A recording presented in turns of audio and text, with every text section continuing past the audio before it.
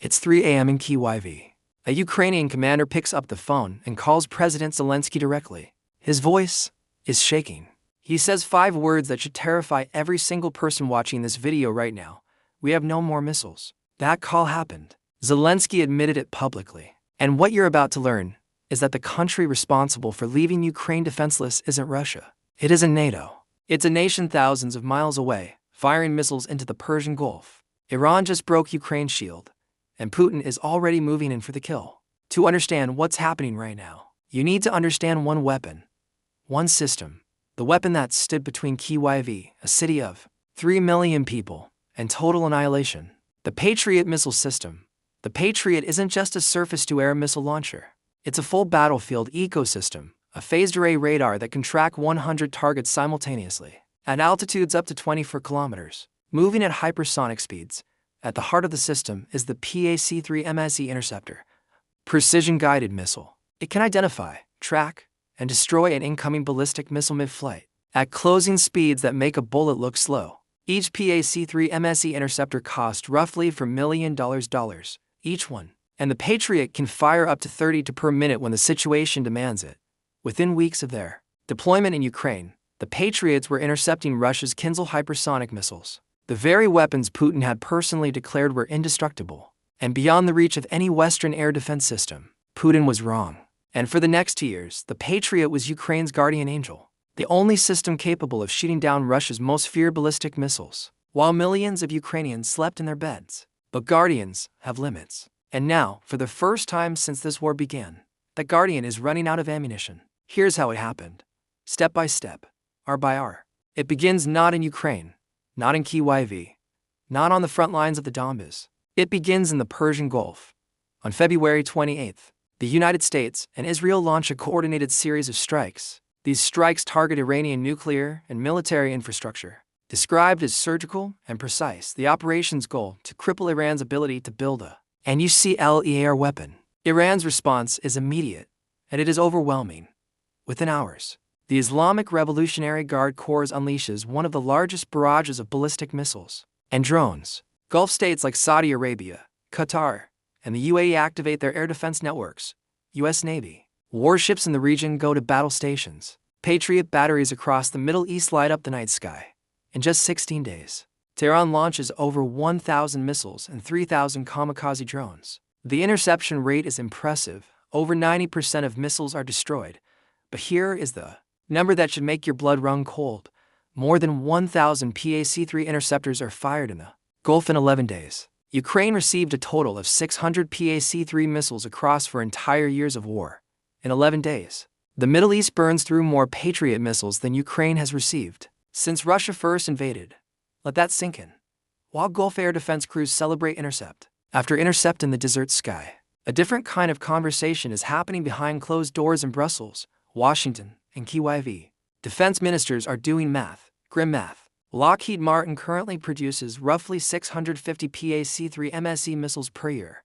The production cycle for a single missile stands at 25 months, over 2 years from raw materials to launch-ready. Interceptor, 2 years to build one missile, and in 11 days of fighting in the Gulf, over 1,000 were spent. European diplomats who attended a closed-door meeting in Brussels reportedly emerged from the room, visibly shaken.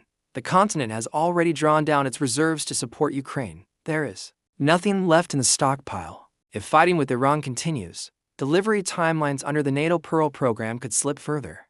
The U.S. prioritizes its own operational needs. A senior Pentagon official is blunt, almost brutally honest. We could only crank out so much at a time. 3 days into the Iran war, Ukrainian President Volodymyr Zelensky does something remarkable. He goes in front of cameras and tells the world exactly what is happening. Zelensky states that more U.S.-made Patriot defense systems were used in 3 days of the Iran war than Ukraine has received since 2022. He recounts the phone call, the 3 a.m. call from a commander on the front lines, telling his president that the Patriot batteries have run dry. No missiles, empty launchers, open skies. Zelensky isn't just alarmed about the present. He's terrified about what comes next. He emphasizes that up to 80% of Ukraine's territory is still not covered by air defense systems capable of shooting down Russian ballistic missiles. 80%. That is not a gap. That is a void. That is most of a country with no roof over its head. Zelensky says Ukraine's air defense is running out of Patriot missiles and suggests Ukraine should be granted licenses to manufacture them domestically. He proposes a deal, 20 Patriot systems, and a manufacturing license in exchange for no U.S. boots on the ground. A desperate offer from a man who knows his country's sky is closing in. Washington hasn't said yes. Vladimir Putin is watching all of this carefully. The Russian military has spent years studying how to defeat the Patriot system, not by outrunning it, but by outsmarting it. Moscow's doctrine is calculated and deliberate. Begin an air raid with waves of cheap drones and decoy drones to force Ukrainian air defense units to expend as many Patriot missiles as possible. Then launch additional waves of attack drones, ballistic missiles, and cruise missiles into the gaps. It is a strategy of exhaustion. Drain the ammunition, empty the magazines, then strike at what remains. And now, for the first time in 4 years, that strategy has a partner in crime, not a Russian partner, an Iranian one. Iran didn't plan to help Russia. Tehran has its own war to fight, but by pulling thousands of Patriot interceptors into the Gulf in a matter of days, Iran has done what 4 years of Russian attacks could not. It has created a real, verifiable, dangerous shortage of the one weapon Ukraine depends on most. Lockheed Martin currently produces roughly 600 PAC-3 missiles per year, a figure that already falls short of covering demand from the U.S. and its partners, let alone Ukraine. The factory cannot keep up, the shelves are bare, and Russia knows it. According to Ukrainian data, Russia has significantly expanded its military manufacturing and launched over 700 missiles during its winter campaign targeting Ukraine's energy grid, including 30 ballistic missiles in a single night. Russia is producing faster than the West can replace what it's spending. This is where the numbers stop being abstract, where the spreadsheets become people. Russia escalates attacks on Ukrainian cities, targeting infrastructure, not military sites, power plants, heating substations, electrical lines, critical infrastructure under attack, hundreds of thousands. Endure bitter winter without heating, electricity, or water, an intensifying Russian onslaught on Ukraine's energy system, difficult to repel. Without the Patriot shield at full capacity, Russian missiles now get through. The lights go out. The heat stops. In the middle of winter, Ukraine's F-16 pilots with jets from European partners try to compensate, but they're fighting a losing battle. Supplies of AIM-9 Sidewinder missiles stopped. During the shortage, F-16 pilots flew daytime sorties, hitting drones with cannons. Too dangerous for night missions, even as drone attacks happen after dark. F-16 pilots, flying advanced jets, are reduced to shooting drones with cannons in the dark. Because there are no missiles left, now comes the betrayal, the silent, political kind. Ukraine's allies see empty stockpiles. The Iran war consuming everything, one by one. They make the same calculation. They cannot give what they don't have. What little they have, they are keeping for themselves. Israel and European nations, pledged Patriot missiles, are now reluctant. Considering general instability, nations won't open up their stock to us. Closed-door meeting in Brussels produces a grim conclusion. The continent used its reserves for Ukraine. There is nothing left. NATO's Pearl program, buying U.S. weapons for Ukraine, is stalling. Not because the money isn't there, because the missiles aren't. Pearl supplied 75% of Patriot missiles, 90% of other air defense ammunition, but Ukraine still faces a critical challenge securing enough missiles. The system, Ukraine's lifeline, is buckling, not from Russian pressure, from a war in the Middle East that Ukraine has no involvement in and no control over. Here is what makes this story truly terrifying. This isn't just about Ukraine.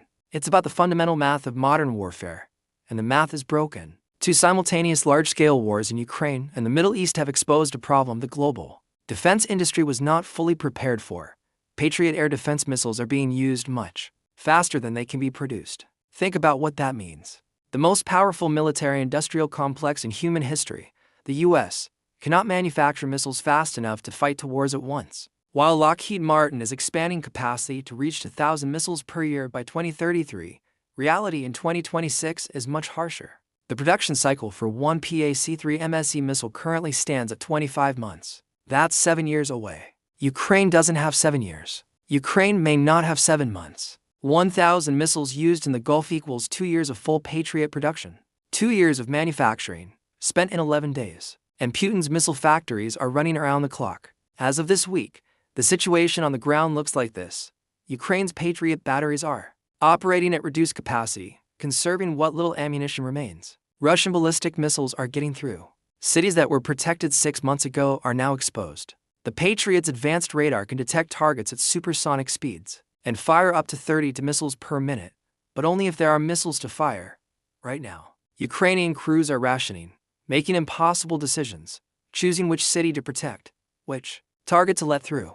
Ukrainian analysts warn that the next Russian escalation won't be energy infrastructure, but whatever other targets that Kremlin wants to choose. And while Zelensky negotiates, begs, and proposes manufacturing licenses, the war in the Middle East shows no sign of ending quickly. Every day that the Iran conflict continues is another day. The Patriot production line is spoken for. Another day Ukraine falls further behind. The shield is cracking.